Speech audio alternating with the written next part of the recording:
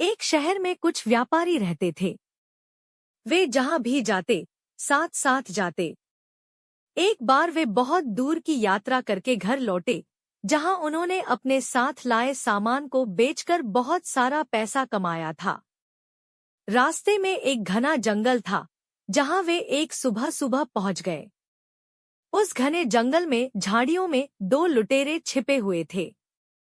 हालांकि व्यापारियों को इस बात का पता नहीं था। जब व्यापारी जंगल के बीच में थे, तभी अचानक लुटेरे उनके सामने आ गए।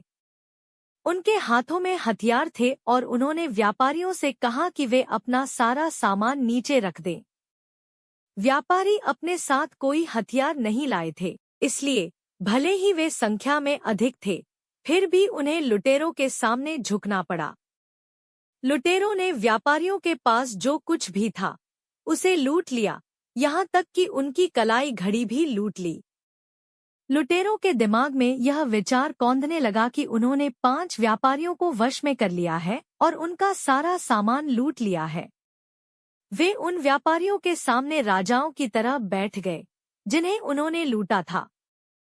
फिर उन्होंने व्यापारियों को आदेश दिया कि वे घर लौटने से पहले उनके सामने नाचें। व्यापारी अपने भाग्य पर विलाप करने लगे। उन्होंने अपना सब कुछ खो दिया था और फिर भी लुटेरे लूट से संतुष्ट नहीं थे और उन्हें नाचने पर मजबूर कर दिया। 5 व्यापारियों में से एक व्यापारी बहुत होशियार था। वह अपने और अपने दोस्तों के साथ हुई बदकिस्मती के बारे में सोच रहा था।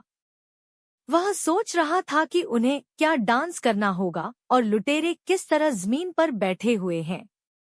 ऐसा सोचते हुए उसने देखा कि लुटेरों ने अपने हथियार जमीन पर रख दिए हैं।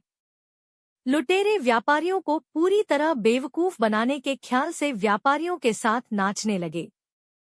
चूंकि एक व्यापारी ने पहले ही देख लिया था कि लुटेरों ने अपने हथियार जमीन पर रखे हैं, इसलिए उसने अपने दोस्तों को इशारा किया और अचानक उन्होंने हथियार अपने हाथों में ले लिए और लुटेरों पर टूट पड़े। लुटेरों को इसकी उम्मीद नहीं थी, इसलिए वे डर गए।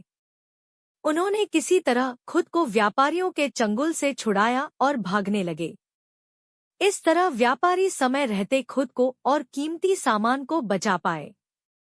नैतिक शिक्षा: बुद्धि की जीत होती है।